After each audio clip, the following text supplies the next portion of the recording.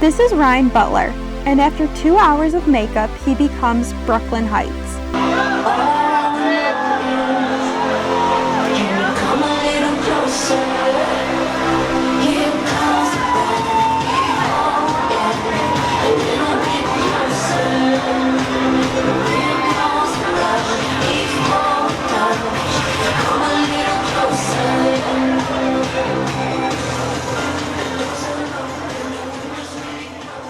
Brooklyn is married to fellow drag queen Ayana Deschanel.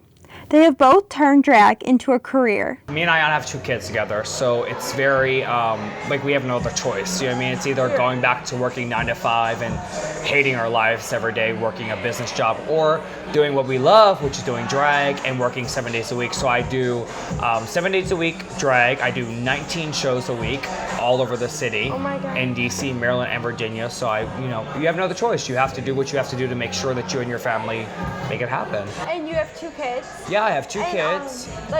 When you come home, do they ask questions? Oh my God. Just their normal? It's like a crazy process. So my kids are 8 is my oldest son, and my youngest son will be 7 next Thursday. And they both think that there's a lady living in the basement because all of our drag is in the basement. So they think that a lady lives in the basement because that's where it is. Yeah. So they don't ask questions. We've taught them very well and we've raised them very well, so they know what gay is and they know what drag queens are, but they haven't put 2 and 2 together to where the fact that oh my dads are drag queens. They haven't put that together yet. So yeah. And what is the best part about your job? My best part of my job is getting on stage, making sure people have a good time, entertaining them, and making sure that they realize even though we're drag queens, we're also breaking boundaries. We're making sure that 2018, and even not even 2018, but the world we live in today is not even, they're all inclusive. We love everyone, whether you're black, white, brown, gay, straight, transgender, binary. You look at me and you're like, is that a woman? And they don't know. So it's, we're here to make sure that the audience and everyone has a good time. And what's the hardest part?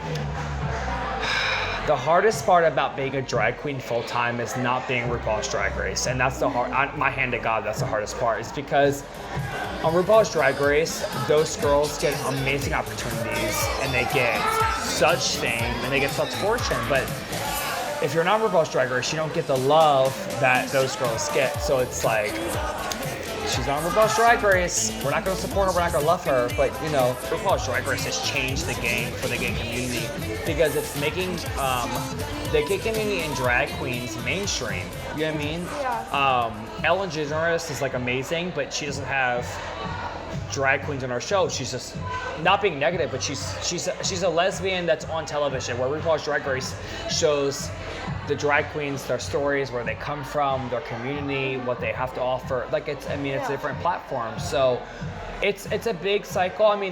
For example, this past season of American Idol, there was a drag queen on American Idol. Drag is becoming mainstream, and drag is a part of our culture. Drag is a part of LGBTQIA. Drag is a part of the gay community. Drag is a part of what we are, what we live, what we breathe. So. And what was it like growing up for you? Very hard. I went to Catholic school till I graduated high school. So I graduated high school in 2009, and in 2009 was the same year I found out my best friend at the time was pregnant with my first child. Oh my God. So I went to Catholic school. My mom really wasn't supportive of me being gay. My family wasn't supportive of me being gay. I wasn't really supportive, if that makes sense. I was kicked out of the house and homeless for 6 months. Yeah, and I was also having a child while being homeless in 6 months. So I used to live in a dormitory in my best friend's college. And to anyone that's kind of struggling with self-identification and stuff, they don't know if they're gay, straight, or whatever, what do you have to say to them? If you don't know if you don't feel comfortable in what you feel like, I had to tell myself this at the end of the day when I was coming out of the closet. Look at yourself in the mirror. You know what I mean? Look at yourself and figure out whether you know or you don't know. And at the end of the day, you know in your heart what you are. And if your family doesn't support you, your friends don't support you, whatever doesn't support you, you know what you are and you know who you are. And you have to be the best person that you can, because we only have one life. And we have to live that one life to the end of the day. So be your best person. Very simple.